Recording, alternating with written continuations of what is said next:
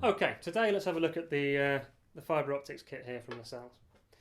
What this does, very straightforwardly, is this generates a signal, transmits it in the form of light down this optical fibre to this receiver here, which will receive that signal.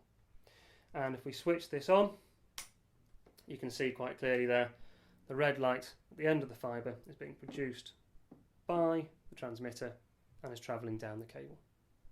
If I connect it to the receiver, we can turn that light into a signal again, and we can hear the frequency this is producing being sent down this cable in the form of pulses and being received by this unit. If I increase the frequency, then the received frequency also increases. So this demonstrates that it's possible to take a signal from one unit and send it down a flexible optical fibre to be received by something else. This doesn't have to be 5 metres long, it could be 50, it could be 100. Principle's the same. So once you've demonstrated that it's possible to transmit information from one to another, we can also use these then to determine the speed of that light in this cable. And to do that, we'll need to use a scope.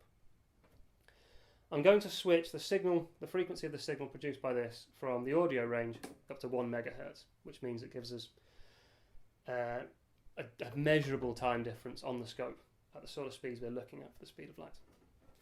And I'm going to monitor on channel 1 of the scope the output from the transmitter, and on channel 2 of the scope I'm going to monitor the output from the receiver. 1, 2. So, firstly let's have a look at channel 1. This is the output from the transmitter. And there it is. It's a 1 megahertz signal. It's falling here and rising again here. If I swap that to channel 2, this is the received signal. Again, it's 1 megahertz, falling here and rising here. You can see there's some distortion. This has travelled 5 meters down this cable, and the transmitted signal is not quite the same as the received signal. This is going to happen. In digital signals, this isn't a problem. The important thing is that we can measure the time delay, we display them both, from channel 1, that's transmitted there, so this falling signal here on channel 1, we can correlate to the falling signal on channel 2, that's the received signal, and that's 1, 2, 3 big squares on our scope. Time base is set at 0.1 microseconds, so 3 is set at 0.2 microseconds, so 3 times 0.2 is a 0.6 microsecond delay from the transmitted signal to the received signal. And that covers 5 meters.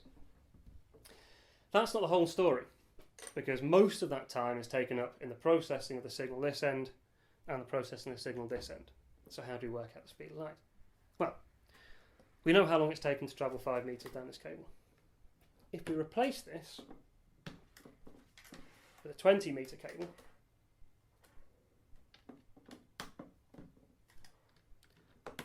we get a very similar trace on the scope, only now the distance between channel 1 here and channel 2 here has increased slightly.